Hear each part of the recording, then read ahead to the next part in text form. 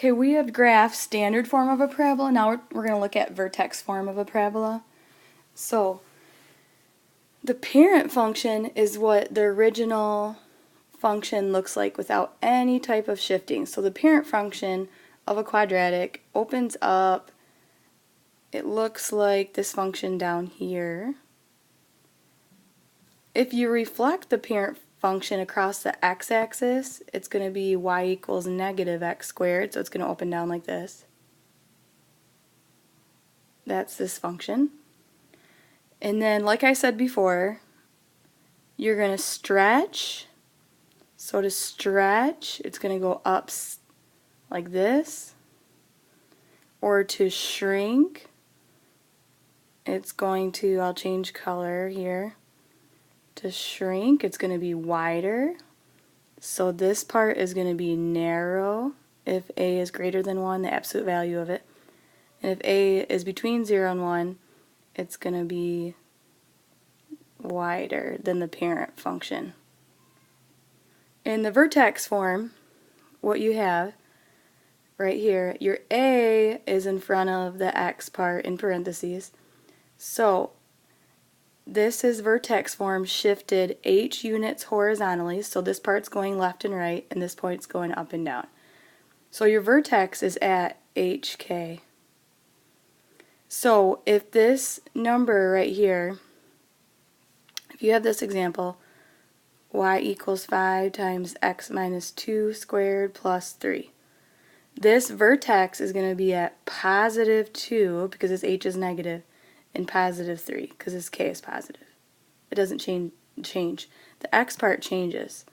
And this a tells you that it opens up and it's narrow. So down here, we're going to use that to graph this function.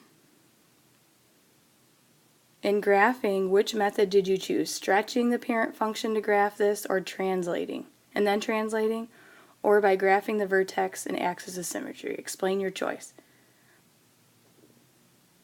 I can tell what the vertex is because it's in vertex form, so the vertex is negative 1, negative 4.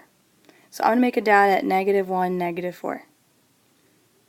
I know it opens up because this is positive, the a is positive. So the parent function is y equals 2x squared. So that starts at 0. And if I plug in 1 and negative 1, it's going to look like this.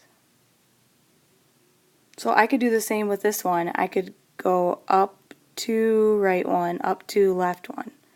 So there's my graph. So that's the way I did it, is I stretched it out. So you could also, if you don't feel comfortable doing that, you could make, the vertex is negative 1, negative 4. You could find what the y-intercept is by plugging in 0. So it's 2 times 0 plus 1 squared minus 4. That's going to give you negative 2. So if this is negative 2, this is equidistant. This is negative 2. So I have those points right here. 0, negative 2, and negative 2, negative 2. That's how you can make your parabola. So, but it's easy to see what the vertex is. You could put that in the middle of a table. Now, given a parabola and you're given the vertex, and then you're given another point that's not the vertex, to write an equation, what you need to do is, I'm going to write down the vertex form, y equals a times x minus h squared plus k. We want it to look like in this form. So I have my vertex. So I have y equals a times x minus 3, because that's my h, squared plus 4. But that looks so close to what I need, but I don't have this a value. So what we're going to do is we're going to take this x and this y. This is my x, this is my y. That's not on the vertex, but is on the parabola, and we're going to plug it in up here. So you're going to have negative 4 equals a times 5 minus 3 squared plus 4. And the reason we're doing this is we're trying to solve for a.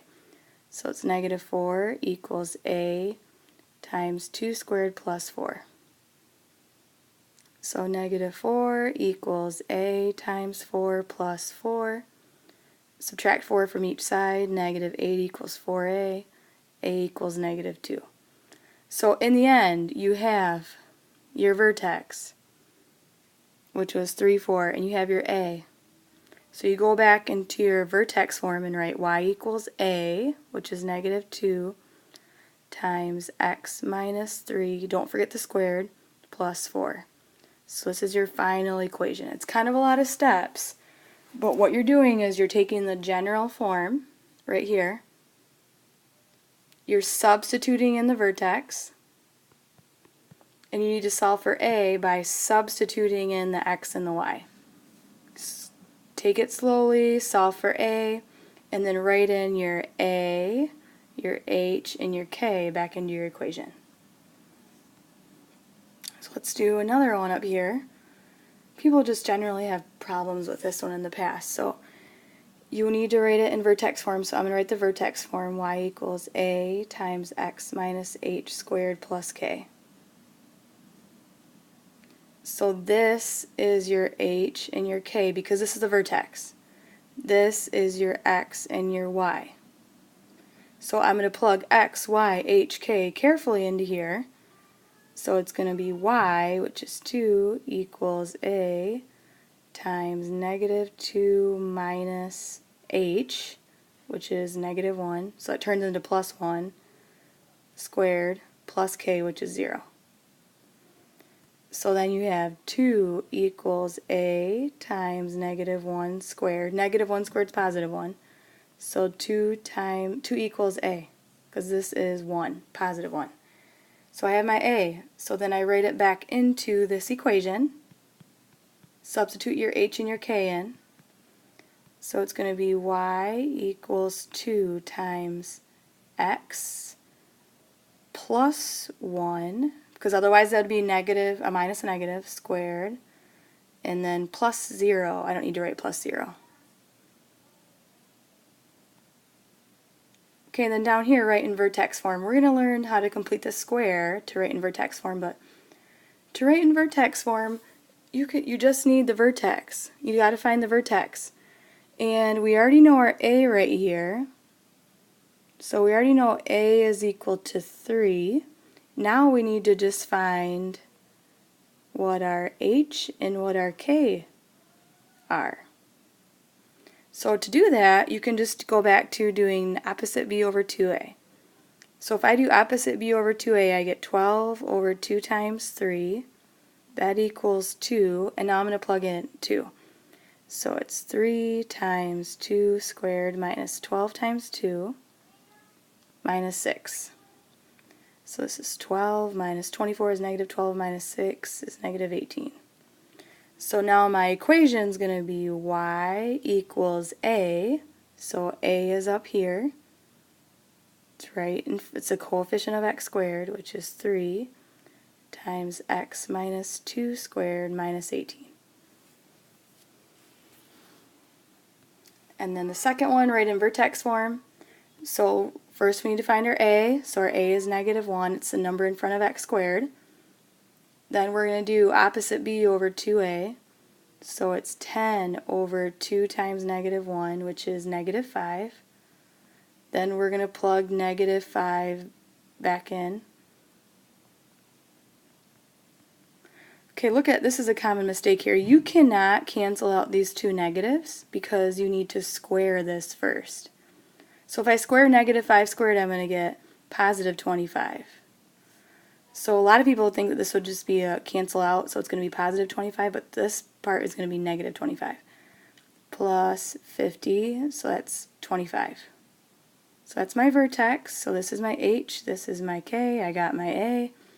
So I do y equals a, which is negative 1, or you could just put a negative, times x plus 5 squared plus 25.